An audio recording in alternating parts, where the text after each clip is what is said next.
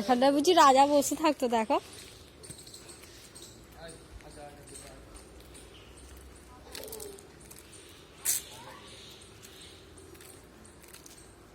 ওখানে রাধা কৃষ্ণ বুঝি বসে থাকতো, ওটা কি?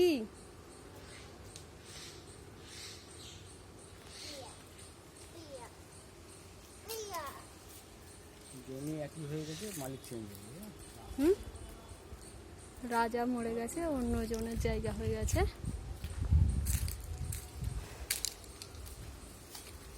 এখানটা কি সুন্দর জায়গাটা।